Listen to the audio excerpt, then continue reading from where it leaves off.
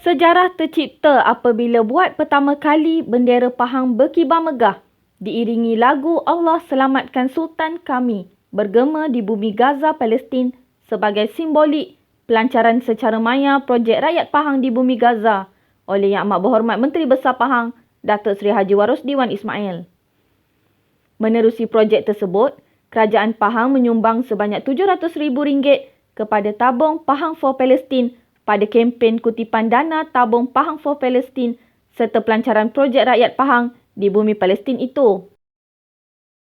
Majlis tersebut telah diadakan serentak di negeri Pahang dan Palestin menerusi atas talian di mana majlis pelancaran projek amal Kerajaan Pahang dilaksanakan secara maya di bumi para Anbiya itu.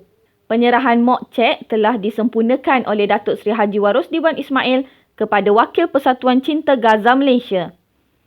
Jumlah kutipan dan sumbangan tersebut akan digunakan untuk membaik pulih sekolah Julis yang terletak di Bandar Gaza.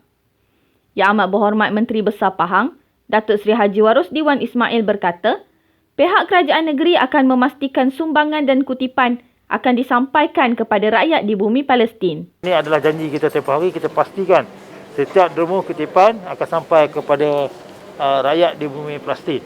Jadi hari ini saya ucapkan terima kasih kepada semua pihak, daripada ahli-ahli UMNO, daripada NGO, orang persorangan, peniaga-peniaga kecil yang menderma kepada tabung Palestin ini.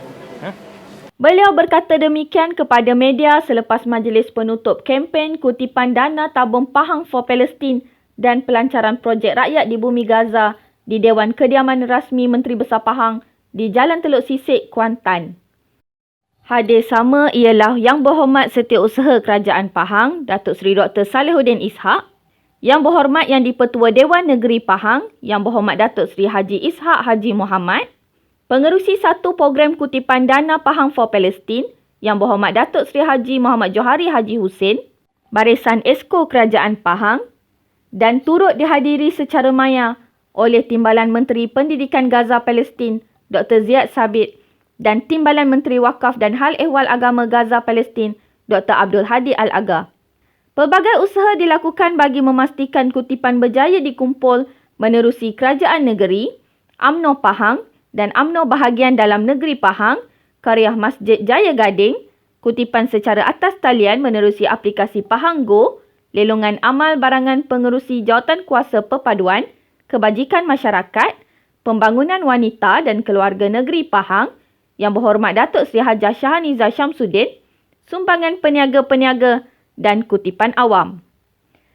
Tempoh kutipan dilaksanakan adalah bermula pada 1 Jun 2021 dan berakhir pada 31 Ogos lalu serta mendapat kerjasama dan sokongan daripada pelbagai pihak antaranya Kerajaan Pahang, Kementerian Pendidikan Gaza Palestin, Kementerian Wakaf Hal Ehwal Agama Gaza Palestin, Badan Perhubungan UMNO Pahang dan Badan Bukan Kerajaan NGO.